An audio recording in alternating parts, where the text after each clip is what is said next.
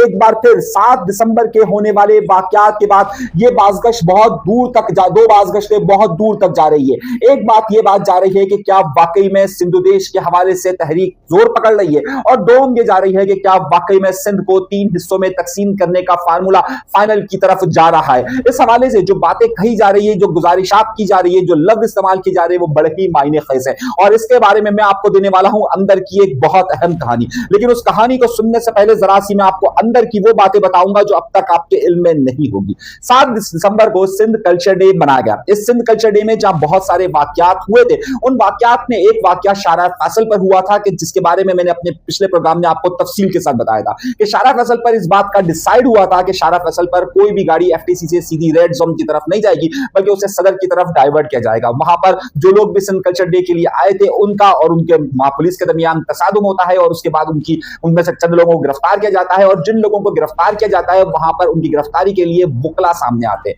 अब ये कौन से बुकला सामने आते हैं, जरा सा इस बात को समझिएगा, और फिर मैं आपको इसकी अंदर की कहानी बताने वाला हूं। ये वो बुकला है जो कि अभी जो खास तौर पे कराची बार का इलेक्शन होने वाला है, और इस कराची बार के इलेक्शन के हवाले से वो नाम सामने आए थे कि जिन्हें इस वक्त खास तौर पे सिंध के कौम परस्तों का वोट दरकार था, और उन्होंने वहां जाकर एक जुमला खास तौर पर एक लफ्ज इस्तेमाल होता है कानून की जबान में, और उसे कहते हैं मजमा नीयत मुश्तरक। इसका मतलब ये होता है कि वो पूरा मजमा के जिसकी नीयत मुश्तरक हो। वहां पर थाने में नारेबाजियां हुई, और उन नारेबाजियों में ये बात सामने आई कि वहां पर पाकिस्तान के खिलाफ और सिंधु देश की हिमायत में नारे समझ में आए और नारे सुनाई दिए। जब वहां पर वो तमाम रहनुमा मौजूद थे कि जो कि इस वक्त सिंध बार का इलेक्शन भी लड़ रहे हैं, तो वहां पर एक लफ्ज इस्तेमाल हुआ कि वो जो मजमा है, चाहे नारे लगते हैं और उन नारों को कोई रोकता नहीं है, तो इसका मतलब ये समझा जाता है कि पूरे मजमे की नीयत एक ही थी, और उसमें वो तमाम मजमे में शामिल लोगों को एक ही समझा जाता है। इसकी मैं आपको मिसाल इस बात से देता हूं कि 22 अगस्त के दिन जब अल्ताफ हुसैन साहब ने तकरीर की थी, तो उसके बाद उनकी तकरीर सुनने वाले जितने भी लोग थे,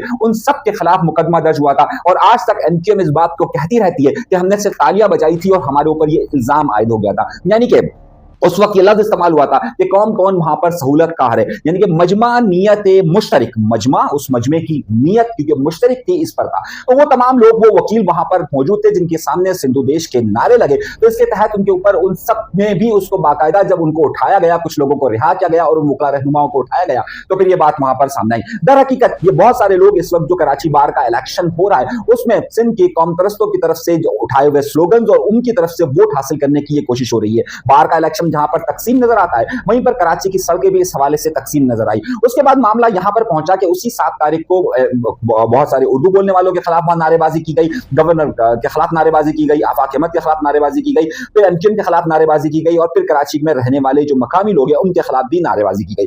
उसका मामला इस हद तक बढ़ा कि बाद में आज एमक्यूएम पाकिस्तान को इस हवाले से प्रेस कॉन्फ्रेंस करनी पड़ी, और एमक्यूएम पाकिस्तान ने उस प्रेस कॉन्फ्रेंस में क्या लफ्ज इस्तेमाल किए, जरा सा मैं चाहता हूं कि आप सुने, और उसके बाद की मैं आपको अंदर की खबर दे रहा हूं।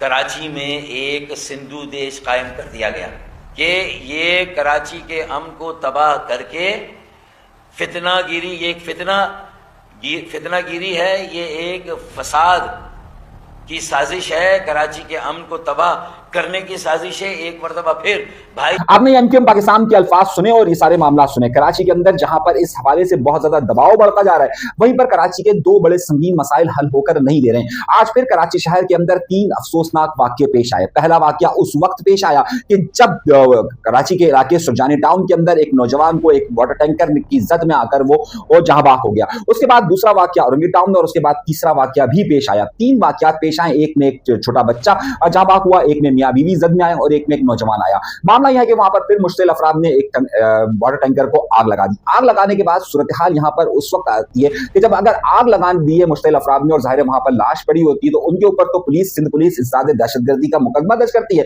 लेकिन जिन्हें वहां पर गिरफ्तार किया गया था, जो कि शारा फैसल पर वाकयात रोनुमा हुए थे, उनके खिलाफ इंसदाद दहशतगर्दी की अदालत खुद कुछ नहीं कहती। यहां तक कि फारूक सत्तार साहब आज ये कहते हुए नजर आते हैं कि ऐसा लगता है कि अदालतें उन्हीं लोगों की वकील बन गई है, और वो ये कहती है कि जनाब आप उनके ऊपर 144 का मुकदमा दर्ज करें। तो अदालतों पर भी इस तरह से इल्जाम आयद किए जा रहे हैं, और वकला बिरादरी का भी इसी तरीके से उनके ऊपर इल्जाम आयद किए जा रहे हैं।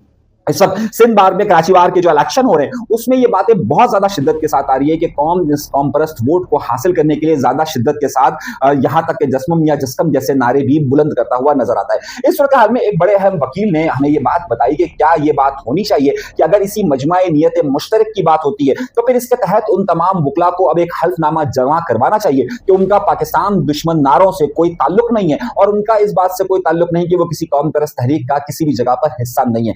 अगर इस तरह का एक हल्फनामा जमा करवाना जरूरी करार दिया जाए तो फिर कई बात हो सकती है, क्योंकि ये बात बार बार महसूस की जा रही है कि वकला का एक धड़े को मुकम्मल तौर पर उन तहरीक की सपोर्ट हासिल है कि जो वहां से सिंध की आजादी के हवाले से बात करती है। मामला यहां तक नहीं रह रहा। बिलावल भुट्टो जरदारी साहब ने आपसे बहुत क्लियर बता रहा हूं, बिलावल भुट्टो जरदारी इस वक्त पंजाब के अंदर मौजूद है और पंजाब के अंदर गुज़िश्ता दिनों सहाफियों से गुफ्तगू करते हुए जब उनसे बात पूछी गई कि जनाब वाला आप ये बताइए कि यहां पर आप जो सारी अच्छा बड़ा बिलावल भुट्टो जरदारी का बड़ा फ्रेंडली माहौल था वहां पर। बिलावल भुट्टो जरदारी साहब आम नजर आए। कुछ लोगों ने ये कहा कि वो सारे सिगरेट बहुत सारे लोग पीते हैं तो उस पर भी बहुत सारी गुफ्तगू हुई कि बिलावल भुट्टो जरदारी साहब भी उसमें थे। अच्छा खैर नुकता ये नहीं है, नुकता ये है कि वहां पर उनसे पूछा गया कि भाई आप सिंध की तकसीम के खिलाफ क्यों है, कि अगर पूरे पाकिस्तान के अंदर अगर सूबे बनते हैं तो उसके खिलाफ क्यों है। उन्होंने कहा, बिलावल भुट्टो जरदारी ने कहा कि भाई इस हवाले से पहले पंजाब बड़ा सूबा है, सबसे पहले पंजाब इस हवाले से अपनी बात करे और अपनी तकसीम की बात करे तो फिर ये बात हो सकती है। वहां पर ये जुमलों की अदायगी की गई। उसके बाद आज बड़ा अहम बयान सामने आया है और बड़ा बयान दिया है अलीम खान ने। अलीम खान ने यह कहा है कि अगर इस वक्त जो हुक्मरान जमात है सिंध की वो अगर अपने आप को बहुत ज्यादा ताकतवर समझती है तो अगर सिंध को 3 हिस्सों में तकसीम कर दिया जाता है तो सिंध में 3 हिस्सों की तकसीम के बाद ज़ाहिर पाकिस्तान पीपल्स पार्टी अपना मेयर ला सकती है कराची के अंदर, तो फिर कराची का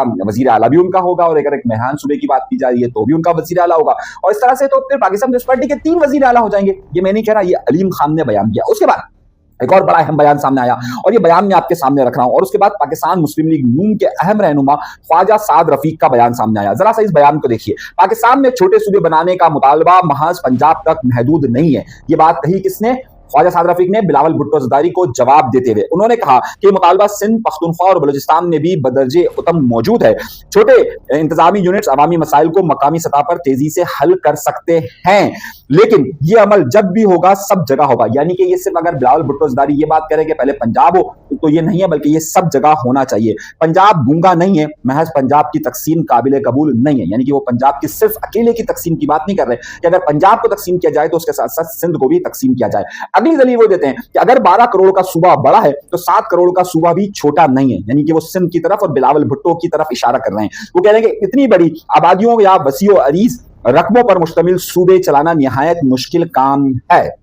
यानी कि बाकायदा साद रफीक भी ये मुतालबा करते हुए नजर आ रहे हैं, क्योंकि बिलावल भुट्टो जरदारी ने वहां पर ये बात कही थी सहाफियों से कि पहले पंजाब की बात होनी चाहिए थी। तो अब जब पहले पंजाब की बात पर अब सिंध की तरफ से ये बात आ रही है कि चलो इतनी तो रजामंदी नजर आती है ना कि बिलावल भुट्टो जरदारी की तरफ से कि चलो पंजाब हो जाता है तो उसके बाद सिंध का सोचा जा सकता है। तो अब बाकायदा ख्वाजा साद रफीक ने यह बयान सामने रखते हुए ये बात कही है कि भाई अगर करना है तो सब जगह एक साथ किया जाए और सिर्फ पंजाब का नहीं बल्कि सिंध के भी मामला को हल किया जाए। अब एक और नई बड़ी खबर आपको देने वाला और बड़ी तहलका अंगेज खबर देने वाला हूं। आज की एमक्यूएम पाकिस्तान की जो प्रेस कॉन्फ्रेंस थी उसमें और गुज़िश्ता इतवार को होने वाली प्रेस कॉन्फ्रेंस में बहुत बड़ा फर्क था। उस वक्त एमक्यूएम के दोनों धड़े यानी कि पीएसपी फैक्टर और एमक्यूएम पाकिस्तान का फैक्टर यानी कि खालिद मकबूल सिद्दीकी साहब के साथ साथ मुस्तफा कमाल साहब और अनीस खानी साहब ने मुश्तरका तौर पर प्रेस कॉन्फ्रेंस की थी, जिसमें फारूक सत्तार साहब और अमीनुल हक साहब भी मौजूद थे।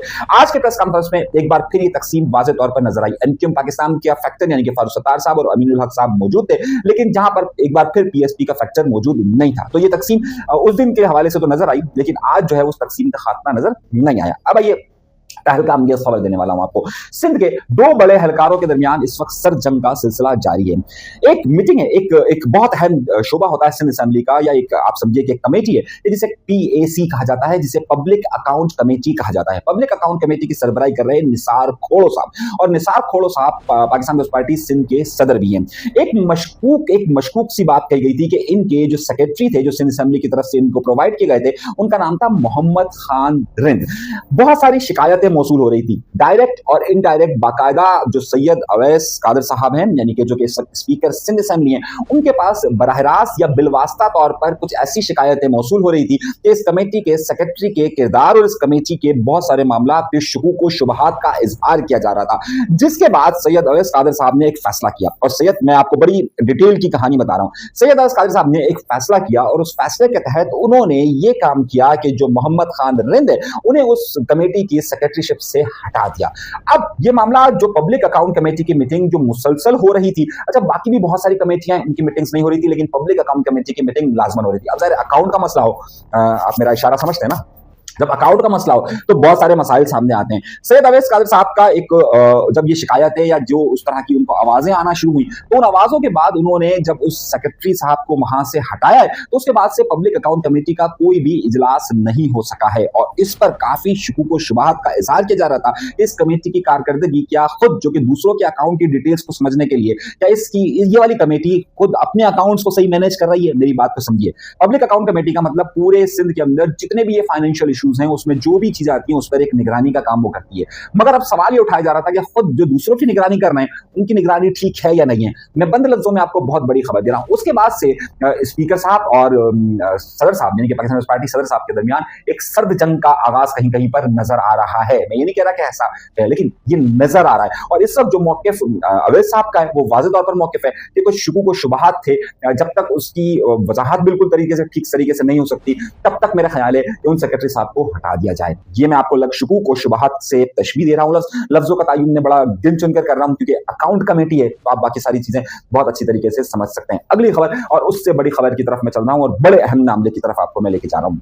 बड़ा अहम मामला यहां पर अब ये सामने आ रहा है, जो मैं आपको आगे चलकर बता रहा हूं कि जरदारी साहब की बहन और इस वक्त की वजीर सेहत जो है वो अज़रा पेशो साहिबा हैं, काफी अरसे से वजीर सेहत हैं। फिलहाल भुट्टो साहब भी उनकी काफी तारीफ करते रहे, लेकिन कल एक वाकया रोनुमा हुआ है और ये वाकया रोनुमा हुआ है हैदराबाद के अंदर। अज़रा पेशो साहब को एक खुली कचहरी के अंदर दावत दी गई, जहां पर बहुत सारे ताजिर लोग मौजूद थे, मगर हुआ यह कि चंद मनपसंद अफराद के साथ उनका इंटरेक्शन किया गया और उस इंटरेक्शन के बाद फिर वहां पर सूरत हाल उस वक्त ज्यादा गंभीर हो गई कि जब बहुत सारे ऐसे ताजिरों को जिनको सवालों के नंबर दिए गए थे कि फला नंबर पर ये ताजिर बात करेगा, फला नंबर पर ये ताजिर करेगा, यानी कि 22वें नंबर पर जिसकी बारी थी उसकी नहीं आ रही थी, जिसकी 82वें नंबर पर बारी थी उसकी बारी आ रही थी। तो वहां पर काफी बदमज़गी देखी गई और बहुत सारे लोगों ने बहुत सारे सवाल भी पूछे। अज़रा पेशो साहिबा को खुली कचहरी में इस तरीके से बिठाना और फिर उसमें जब उनसे बहुत सारी मिनिस्ट्रियों के मुतालिक पूछा गया कि जनाब यहाँ शराब खाने का इशू है, तो उस पर जो है वो उन्होंने किसका नाम लिया, फिर शजीना मेमन साहब को उन्होंने क्या काम दिया।